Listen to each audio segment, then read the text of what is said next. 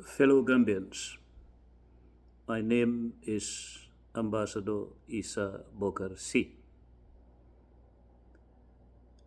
Wisdom concerns compelling forces within the sphere of economic intelligence urges every citizen in the Gambia to underpin the importance of tackling the plight of actors within what is transactional in our daily activities. In this case, or to be more precise, business to business relations and other activities that could be recognized in the corner store, in the supermarket, in the cobbler's workshop, in the blacksmith's workshop,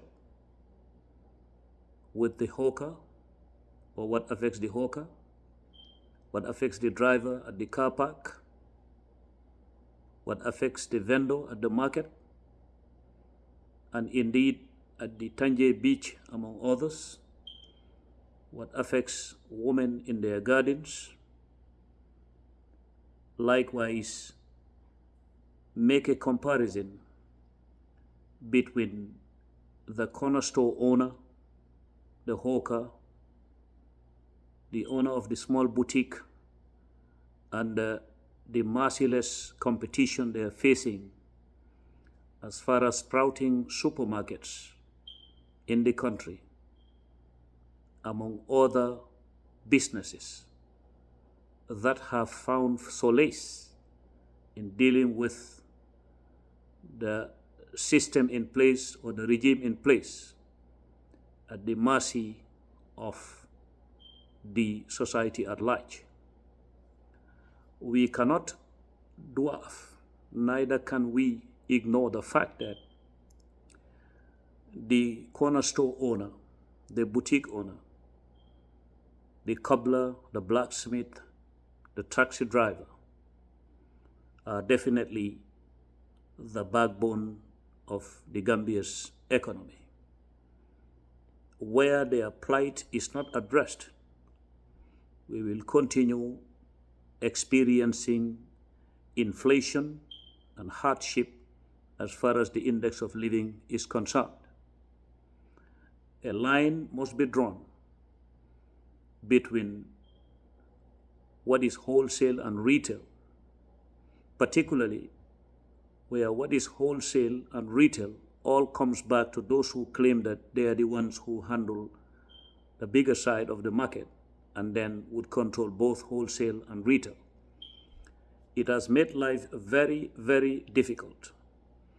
Jurisdictions are not mapped, and there is no zoning as far as banks are concerned, and also there is nothing balancing between the corner store owner and the supermarket owner, simply because those corner store owners are harangued and definitely facing difficulties where it is about paying taxes. We all understand agents of the Gambia Revenue Authority do walk around the country, sometimes close workshops and stores, accusing them of evading tax, when actually the ones that should face the brunt or the blunt side of the sword of regulations is not these people.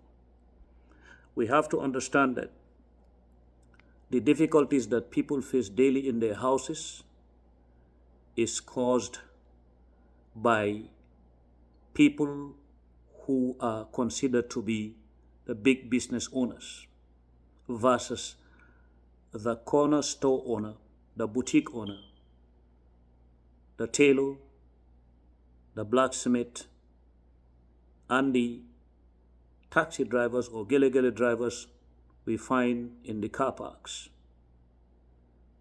where these people face taxation without representation, and then facing again the vicious and monstrous face of oligarchs in courts, the average Gambian will continue suffering.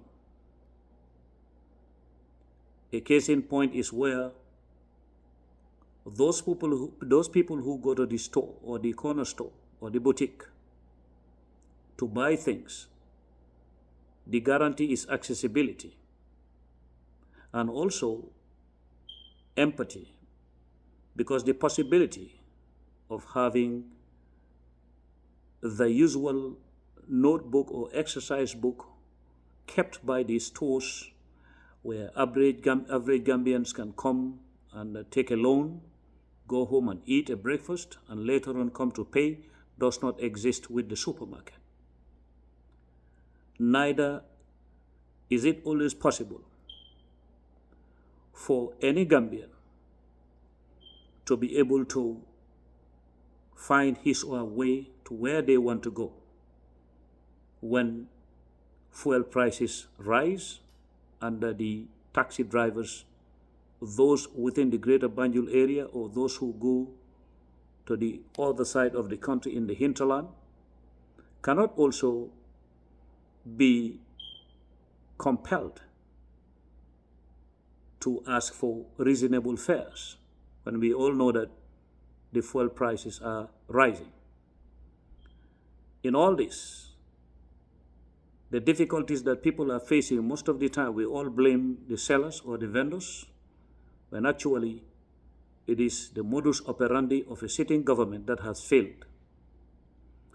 We have institutions like PURA, Public Regulatory Authority, and all whatnot, Public Utilities Regulatory Authority. But at the same time, if you look at it, are they making life easier for Gambians? No, they're not.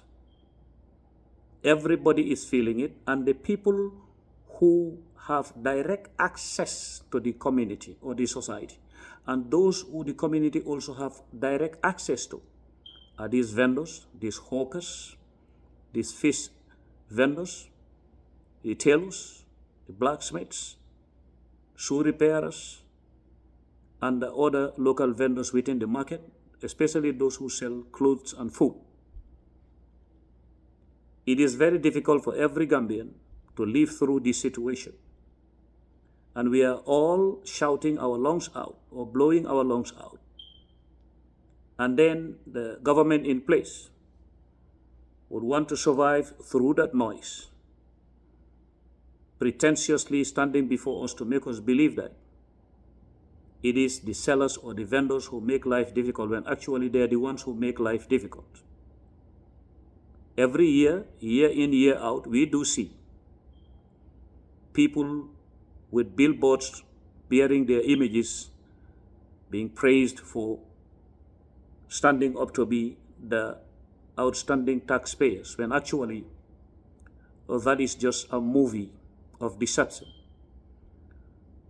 Look at the billboards. Have you ever seen a corner store owner put on a billboard, a blacksmith, the vendors that the municipalities go to or the government asks to pay taxes? You will never see them, because there is a wedge between the society and the oligarchs. And the oligarchs would be the ones who sponsor the activities of the government. So instead of it being a government, it is a state capture within what can call a political cartel that would care less about what affects the people on a daily basis.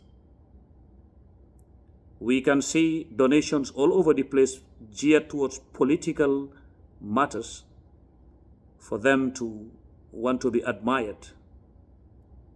And the most unfortunate part of it is that you do see it in circles where people are expected to feed on faith, not to feed on material. But no. So comparing those donations to what is being done Clinics are left at the mercy of donations coming from other people. Hospitals the same. We cannot ignore the plight of these actors within what is transactional in what we do every day, and then expect a stable economy, a stable currency. It cannot be possible. So the people who suffer the most are the ones whose plight will be revisiting, raise awareness, and let them understand that where some of us are to be voted in,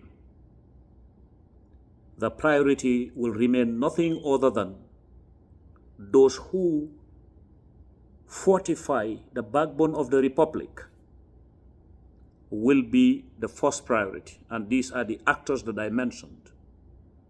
These are the very people that brought Taiwan to where it is today, and they're the very people who brought in Indonesia or Singapore, Malaysia, and other Asian tigers. They promoted these actors, inspired them. Where their activities are interwoven, skills will be what others will lean on. And where we have a lot of skilled workers, it means rapid development. Where the society can access places to be able to live, to be able to eat and drink, means we have a stable country, a stable economy, and a stable currency. So we cannot sit here and ignore the plight that the car parks are facing, drivers, taxi drivers I am talking about. We cannot sit here and ignore the corner store owners who live within the neighborhood, and those are the last resort for these societies to at least access and have food to eat, and then be able to pay back when they are ready to pay back. This is why people are suffering. When you ask people to pay taxes, inspire them. The taxes of these corner store owners, the taxes of the vendors, the hawkers, and everything should be reasonable, should be brought down so that they will bring down the cost of living for every individual. And that is how you show care to your society. That is what brings a stable economy. That is what brings a stable currency. Nothing else. There is no magic in it. If we don't remain considerate, understand how people suffer, those who want to buy their loaf of bread, if they cannot afford it, the corner store owner will give it to them. We will ever live in a country where we have more tearful faces than cheerful faces. Thank you.